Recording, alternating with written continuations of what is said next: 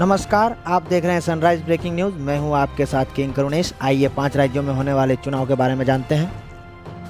जिन 5 राज्यों के लिए चुनाव आयोग ने विधानसभा चुनाव की तिथियों की घोषणा की है, उन 5 राज्यों की वर्तमान राजनीतिक स्थिति के बारे में जाने एक नजर में। इसमें सबसे पहला राज्य पश्चिम बंगाल। यहाँ विधानसभा की 294 सीटें हैं। वर्तमान में यहाँ तृणमूल कांग्रेस की सरकार है और ममता बनर्जी यहाँ मुख्यमंत्री है। पिछले चुनाव में ममता की टीएमसी ने सबसे ज्यादा 211 सीटें जीती थी, जबकि कांग्रेस ने 44, लेफ्ट ने 26 और बीजेपी ने मात्र 3 सीटों पर जीत दर्ज की थी, जबकि अन्य ने 10 सीटों पर जीत हासिल की थी। यहाँ बहुमत के लिए 148 सीटें चाहिए। दूसरे नंबर पर असम राज्य, जहाँ विधानसभा की 126 सीटें हैं। वर्तमान में यहाँ एनडीए की सरकार है और सर्बानंद सोनोवाल मुख्यमंत्री हैं। बता दें कि पिछले चुनाव में बीजेपी ने 89 सीटों पर चुनाव लड़ी और उसने 60 सीटों पर जीत हासिल की। वहीं असम गण परिषद ने 30 सीटों पर चुनाव लड़कर 14 सीटें और बोडोलैंड पीपल्स फ्रंट ने 13 सीटों पर चुनाव लड़कर 12 जीती थी। इस चुनाव में कांग्रेस ने 122 सीटों पर चुनाव लड़ा था और सिर्फ 26 सीटों पर कब्जा किया।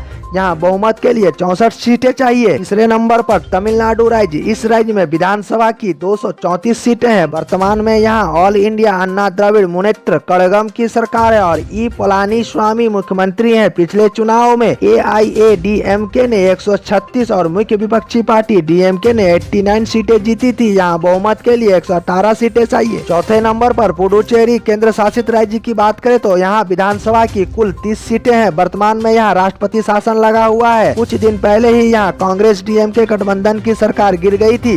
पिछले चुनाव में कांग्रेस ने 21 सीटों पर चुनाव लड़ा था और 15 सीटें जीती थी।